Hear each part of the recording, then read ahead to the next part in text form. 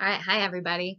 I'm here to talk to you today about succession, specifically what it is and what are the two different kinds, primary and secondary. So let's get started. Okay, so what is succession? The basic question. Well, it's a process, number one, and it's how things change in a community over time when it comes to what species are in the area and what is the structure of those species interactions. So as we know, communities, they don't stay the same over time, they change. And so if you're looking at how the species change through time, we call that succession. All right, so primary succession is what we're going to talk about first. And primary succession really starts with brand new land, okay? So there's brand new land, new rock, and you have to colonize it. So the only way that you really get brand new land is through a plate development. How do you get that? Well, you need some sort of volcanic activity. So you have the lava that comes out of the volcano, it comes out and it cools as igneous rock. And that's the first step of forming new land. So you got this brand new land and it gets colonized by different species. And as we go through time, the species structure, like the number of species and the types of species, will change. The first organisms that come in, they tend to be called the pioneer communities. Okay, so again, the first organisms that colonize the area, we call them the pioneers. So I want you to stop and just think right now, how do producers get to new land? So say for example, you have Hawaii and you have this beautiful island that formed in the Pacific. How did plants get there? How do you get the first pioneers on that land?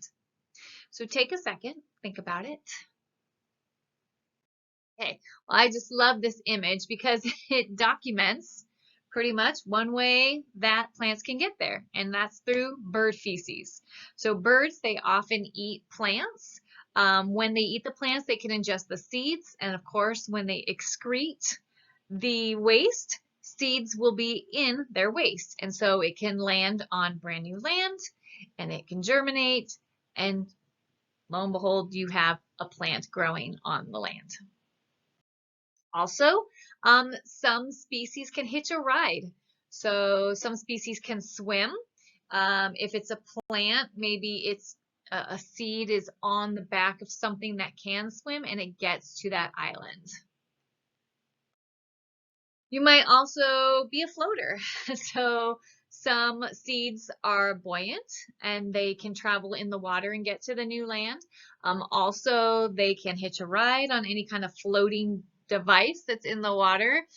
You'd be surprised at how many things can get to islands that are out in the middle of the ocean. All right, so again, primary succession starts with brand new land, and you tend to get this order in forest succession. Okay, so it kind of shows you how species change in the area through time. So you start with your pioneers, and at the end you have what's called your climax community.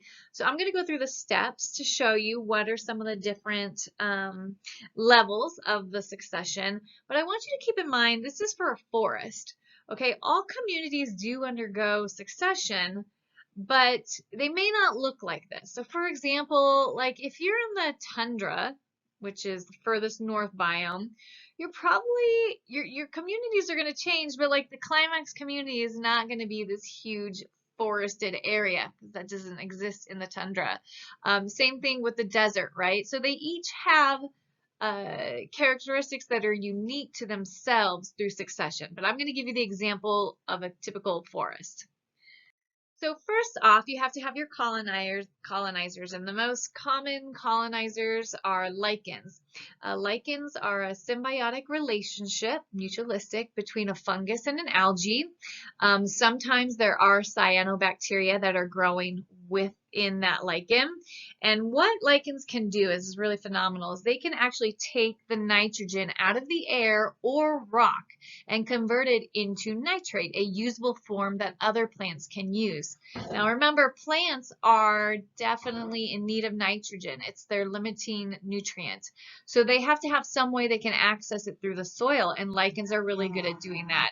Yes, they do look kind of like this crusty thing that grows on rocks, but they're extremely important when it comes to colonizing the land. What's also cool about lichens is they can be a indicator species for air pollution. Scientists have found out that lichens are a good indication of sulfur dioxide pollution. So if there's high concentrations of sulfur dioxide in the air, you will not see a lot of lichens.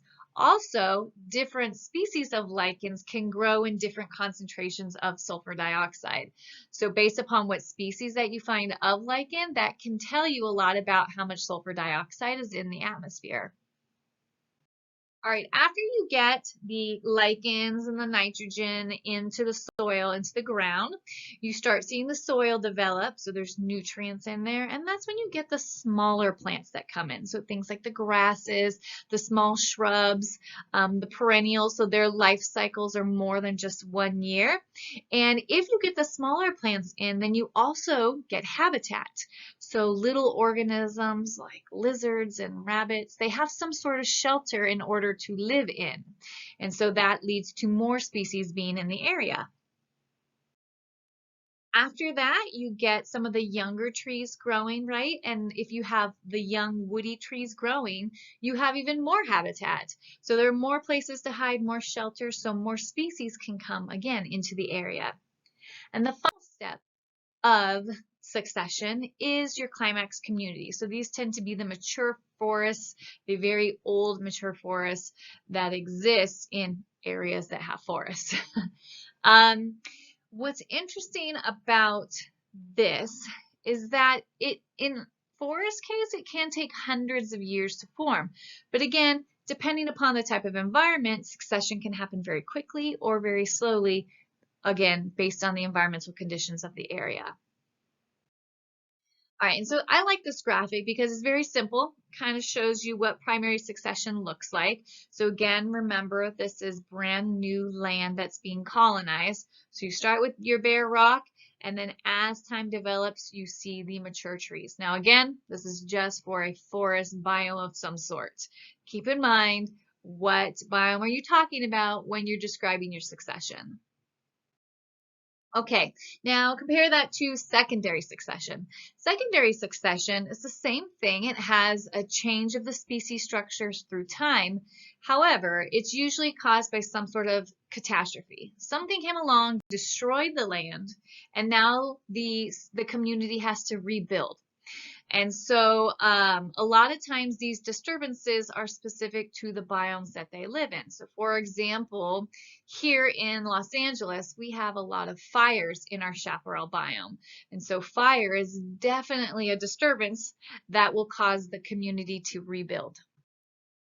All right, so this is from our AP Environmental Science textbook.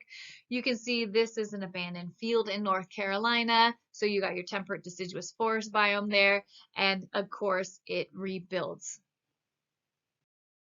All right, so I want you to stop and think. I already gave you one for our biome, but what could cause secondary succession to happen in an area? So what disturbances might you see in an area that would cause the community to rebuild or change in structure over time?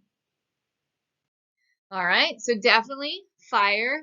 Fire is probably a very, very common disturbance that would cause secondary succession to occur. In the chaparral biome, we have tons of fire, unfortunately. Fire is actually very important, though, for our chaparral biome. Number one, a lot of the native plants here, they depend upon fire for the cue to germinate. So when they get that heat, that is their cue to start sprouting. Without it, they stay dormant and do not sprout.